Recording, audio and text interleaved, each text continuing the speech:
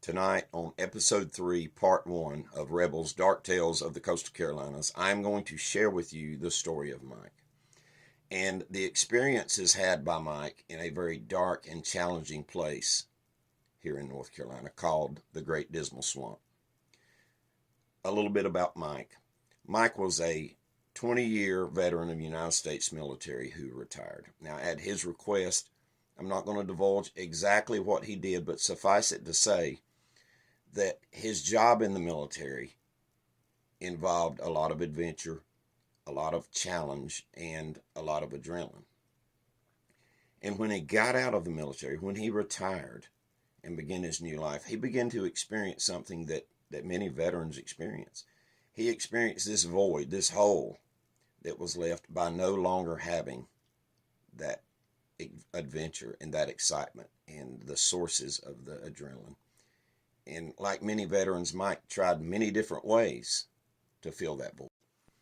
But Mike didn't have much luck in any of the things that he tried, to include skydiving and some other things, but nothing made the cut for him. So he went back to doing some of the things that he did in the military that he enjoyed the most, but things that are challenging and can be adrenaline filled.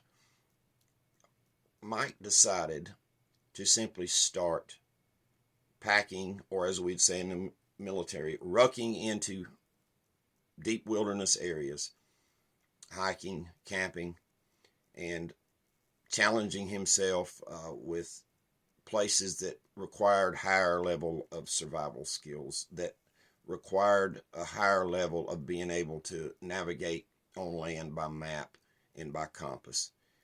And that worked for him. Now, he would do it sometimes in small groups, and then a lot of times he would do it by himself. It wasn't that he was a loner, it's just that he didn't find many people who were willing to devote extended periods of time deeper into the more challenging areas of which. Now, Mike had settled in central North Carolina, and that was by design because he wanted to be close to the Appalachian Mountains. He wanted to be close to the coastal areas of North Carolina. And he began to go a lot of places and into the Appalachians to camp in several different areas. One of his favorite spots to go and hike and camp was the Linville Gorge. And he heard about this place from a friend of his who had been in the Marine Corps, who was an aviator in the Marine Corps, who told him about this large swampy area known as the Great Dismal Swamp. Now, swamps were not Mike's favorite. He had been through a couple of a school, and he had been through a couple of training exercises that involved being in a swampy environment. He didn't like it, but what appealed to him was the challenges presented by swamp terrain. He had a trip to the Ozark Mountains planned, and he pushed that aside because he really got fixated on going and visiting this place called the Great Dismal Swamp. And he was excited about it, and more excited than he had been for any of his previous trips. So we planned a 5-day hike and camping trip into the Dismal Swamp.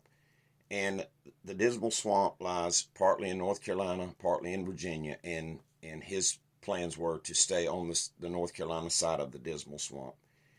And this trip into the Dismal Swamp would prove to provide a couple of days of unimagined adrenaline dumps, but not necessarily the good kind. Careful what you wish for, because you might get it.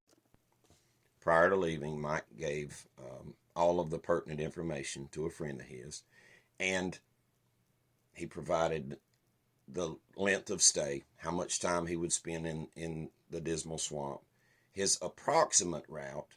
He knew enough to know this, that especially in swamps, that if you plan a route, oftentimes you'll encounter things that aren't on the satellite photos or that don't show on the topographic map. So he gave his approximate route, and soon he was sitting on the outskirts of the Great Dismal Swamp. He geared up, secured the vehicle, and he started this adventure. Now, he stepped off that day onto a camping and hiking trip that he knew would be challenging, that he knew would be fun, and that he knew he would enjoy. But he never anticipated the things that he would experience while on this trip. Now, Mike made great time hitting all of his waypoints that day, and he made great time in getting to his final destination for the evening, to the place where he intended to camp. Mike stopped for a second just to enjoy the change of scenery and the different kind of solitude that the Great Dismal Swamp offered. He soaked it in. So far, he was very pleased and satisfied with the decision he made to do this hiking and camping trip. So he set up camp and retired for the night. At about 5 a.m. that next morning, Mike was awakened by an odd sound, a sound that was foreign to him, and certainly a sound he never anticipated hearing in any part of North America, much less a swamp in North Carolina. He said that it was an ape-like sound, and that there was odd, his words, staccato gibberish. And he said it sounded kind of like a language, but also could be interpreted as just quick, choppy sounds. He wasn't sure, and he listened closely. The sounds stopped and then would start back, sometimes the ape-like noises, and he was hearing these sounds in a couple different directions. And they were very close to his tent. So as Mike sat in his tent, covered by an insect net, and he was listening intensely, trying to decide whether or not to go outside the tent, everything went silent. And he heard something moving in one direction.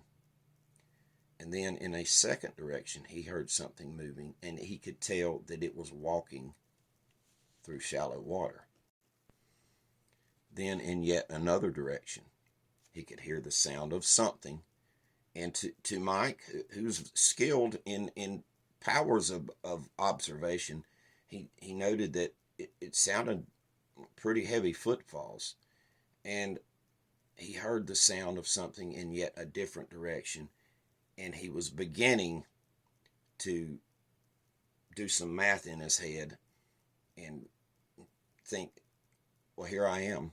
I don't know who's outside, but I'm surrounded in about 4 directions. And then the odd sounds started again, except now these strange staccato noises, and again I'm using his description of what could be gibberish, was being done in hushed quiet. And it was at that moment that a foul odor hit Mike. And he said that this foul odor was comparable to a skunk mixed with the horrible smell of a decomposing body in a hot environment. The sounds of the gibberish stopped, and he began to hear footfalls in several directions. But he could tell at that point that whoever this was moving away from his camp. He sat quietly, thought about the situation, and when he ascertained that the coast was clear, he quietly got out of his tent and began to shine his light around in all directions, and he saw nothing. But it was at that moment that he wished that he would have brought some kind of thermal optics or night vision optics or something.